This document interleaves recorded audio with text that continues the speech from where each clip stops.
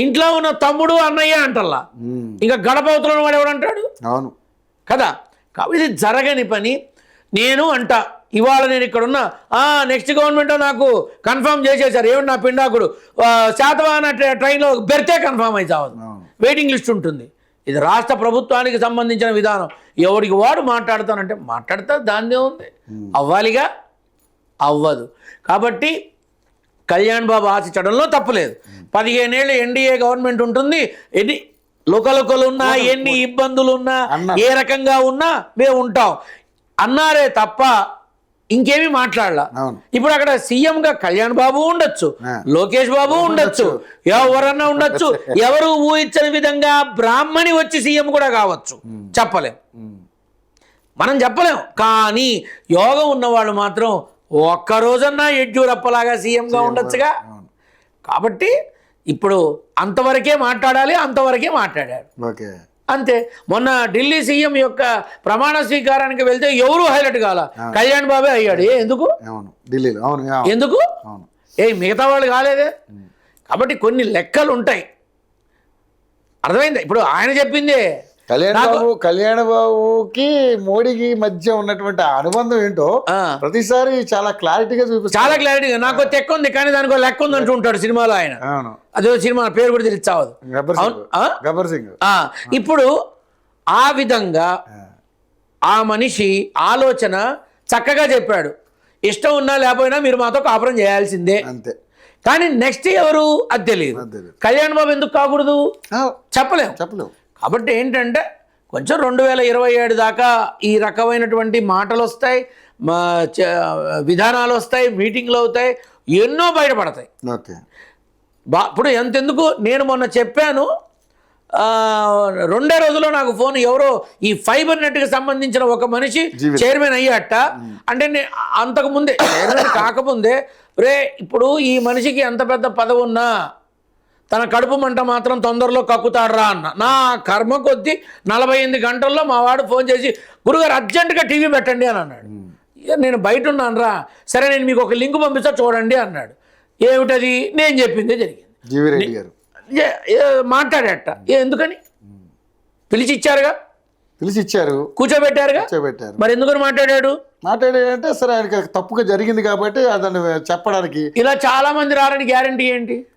ఇలా ఇంకా కొంతమంది బయటికి రారని గ్యారెంటీ. ప్రాబ్లం ఏంటంటే ఇది ఎవరైనా పవన్ కళ్యాణ్నో లేకపోతే లోకేష్నో చంద్రబాబు నాయుడునో సంప్రదించకుండా ఆయన సొంత నిర్ణయం తీసుకున్నాడనే ఉద్దేశంతో వాళ్ళు కూడా కోపడ్డారు. ఇప్పుడు ఒక విషయం ఏంటంటే, తాను ఒకటి తెలిస్తే దైవం ఒకటి తెలిసింది. తను అనుకున్నది ఒకటి, ఇక్కడ జరిగింది ఒకటి, తను ఆశపడింది ఒకటి, తనకి దక్కింది ఒకటి. ఇప్పుడు నేను ఒకటే, ఎవరో ఎందుకు నిన్నే అడుగుతున్నా, చంద్రబాబు నాయుడు గారు మందలిస్తాడనే ఉద్దేశం ఆయన ముందే ఉండదు నాకు తెలిసి. అంతే. ఎందుకు ఉంటుంది? ఇప్పుడు లెక్క చేసి వంగి దండాలు పెట్టేవాడికి ఉంటుంది, కానీ పోరా బాబు నువ్వేంటి, నువ్వు ఇస్తే ఎంత ఇవ్వకపోతే ఎంత అనుకుంటే ఇప్పుడు నువ్వు ఒక సీఈఓగా అనుకున్నావు, లేదు నువ్వు కెమెరామెన్ అంటే నువ్వు ఒప్పుకుంటావా? ఒప్పుకోవుగా. అలాగే ఇక్కడ మనసుకు నచ్చింది కాకుండా మరొకటి వచ్చిందేమో, లేకపోతే ఎందుకు కామ్గా ఉండి సడన్గా ఇలా ఈ రకమైనవి ఇంకా చూస్తావు, నువ్వు ఇంకా చూస్తావు, ఈ సంవత్సరంలోనే చూస్తావు ఖచ్చితంగా. ఓకే. మరి 11 మంది వచ్చారు, 11 నిమిషాలు ఉన్నారు, 11 గంటలకు వెళ్ళిపోయారు. మరి ప్రతిపక్ష హోదా ఇవ్వచ్చా ఇవ్వకూడదా ఏంటి అసలు? ఇవ్వాలి అని పట్టుబడితే జగన్కి ఇస్తే ఎంత, ఇవ్వకపోతే ఎంత? మరి ఇవ్వాలని పట్టుబడుతున్నాడు కదా గురూజీ. అవును, ప్రతిపక్షంగా తన హక్కు అది. ఎట్లా ఇస్తారు? అడగడంలో తప్పే ఉందయ్యా. ఇవ్వరని తెలుసు, రాదని తెలుసు, అవ్వదని తెలుసు, అన్నీ తెలిసినా ప్రతిపక్ష నేత ఎవరిప్పుడు? ఆయనే. ఖతమైపోయా. నువ్వు ఇచ్చేది ఏంటని అంటాడు అసెంబ్లీలో. కానీ ఇస్తేనే నేను అసెంబ్లీకి వస్తానంటున్నాడు కదా. అసెంబ్లీలో తన బాధ్యత, తన హోదా తను చూపించుకున్నాడు. ఇప్పుడు ఏమన్నావు నువ్వు? ఇస్తేనే వస్తాను అన్నాడు. ఇప్పుడు ఇస్తే వస్తాడు, ఇవ్వకపోతే రావాలనుకుంటే వస్తాడు, లేకపోతే రాడు. ఏమన్నా ఊడుతుందా? ఏమీ లేదు. కానీ డిస్క్వాలిఫై చేస్తారంట. ఎవరు చచ్చాయి? వచ్చే నష్టం ఏంటి? ఉప ఎన్నికలు వస్తాయి రాని ఎవరు గెలుస్తారు? ఒకవేళ ఉప ఎన్నికలు వస్తే 5 కూడా రావంట ఈసారి ఎవరు? వైసీపీకి. ఇప్పుడు మనం అదే అనుకుందాం నాన్న, ఉప ఎన్నికలు వస్తే 5 వస్తాయో 10 వస్తాయో పెడితే తెలుస్తుంది.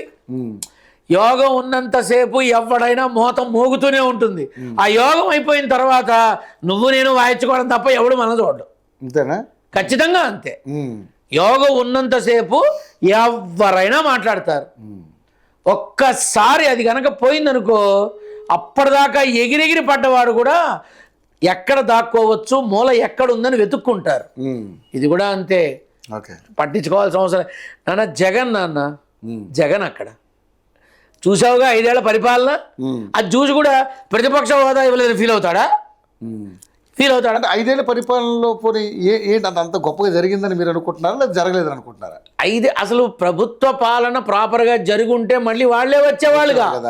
ప్రభుత్వ పాలన ప్రాపర్గా జరిగితే ఖచ్చితంగా ఉండేవాళ్ళు. ప్రభుత్వ పాలన సరిగా జరగలేదు, ప్రభుత్వ యంత్రాంగం సరిగా జరిపించలేదు, ప్రజల గోడు ఎవరు పట్టించుకోలేదు, ప్రజల్ని తొక్కిపెట్టారు. ఈ భావంతో బ్రతుకుతున్నప్పుడు తిరిగి మళ్ళీ పట్టం కడతారనుకోవడం తప్పు. ఇళ్ల స్థలాలన్నీ కూడా ప్రభుత్వ ఆధీనంలో ఉంటాయి అన్న ఒకే ఒక్క విధానం మొత్తం భూస్థాపితం చేసింది. అంతే. ఆ నిర్ణయం తీసుకునే కారణాలు ఎవరు? అలా తీసుకోమని చెప్పింది ఎవరు? జగన్ని మోసం చేసింది ఎవరు? జగన్ని భ్రష్టు పట్టించింది ఎవరు? అసలే జగన్ అక్కడ. అతన్ని ఇంకా తప్పుదాడిలో తీసుకెళ్ళింది ఎవరు? అంటే ఇప్పుడు నీకు అనిపించవచ్చు, అమ్మ గురుగారు మీరు జగన్ అభిమాన గడిద గుడ్డు. నేను నిజం మాట్లాడుతున్నాను. అంటే మీరు మాట్లాడే మాటలు నిజంగా జగన్ ఎవరైనా అదే అనుకుంటాడు. ఇందాక కళ్యాణ్ బాబు గురించి మాట్లాడా, కళ్యాణ్ అభిమానం అనుకుంటారు. ఇప్పుడు జగన్ కాసేపు ఇంకో ఎవరు ఎలా అన్నా అనుకోని కామెంట్లో నన్ను దొంగముండా కొడక తిట్టని. నాకు వచ్చేదన్నా ఊడుతుందా? ఏమన్నా ఊడుతుందా? ఏమీ ఊడదు. కానీ నిజమే మాట్లాడతా, నిజమే చెప్తా, నాకేం భయం లేదు. జగన్ని తప్పుదో పట్టించే విధానంలో ఎవరున్నారు? జగన్ మెప్పు కోసం చేసిన ప్రయత్నాలు ఎవరు చేశారు? జగన్ని ప్రజల పక్షాన్ని జగన్ చాలా తెలివైనడు అనుకో అహంభావం ఉంటుంది కదా. మరి ఎందుకు నన్ను తప్పుదో పట్టిస్తున్నారు వీళ్ళని, ఆయన ఎందుకు అనుకోలేదు? ఇంకా జగన్ చెప్పినట్టుగానే మేము చేసాం అని చెప్పి వీళ్ళందరూ మాట్లాడుతూ ఉన్నారు కదా ఈ రోజు. ఎవరు చూసి వచ్చాడు? వాళ్ళు చెప్తారు సార్, వాళ్ళు చెప్తారయ్యా, మనం చూసామా?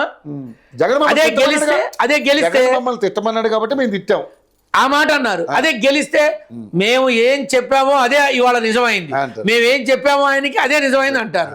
ఏదైనా ఒకటే. నేను ఇప్పుడు నా ఇది ఏంటంటే, ఇప్పుడు ఖచ్చితంగా గత ప్రభుత్వం వాళ్ళదే కదా, ఇప్పుడు ఈ ప్రభుత్వం వచ్చింది కదా, దీన్ని బట్టి వాళ్ళు కొంత తెలుసుకుంటారుగా, కొంత ఆలోచిస్తారుగా. నెక్స్ట్ టైము సీట్లు పెరుగుతాయేమో, ప్రభుత్వం వస్తుందేమో, ఏమన్నా చెప్పగలమా?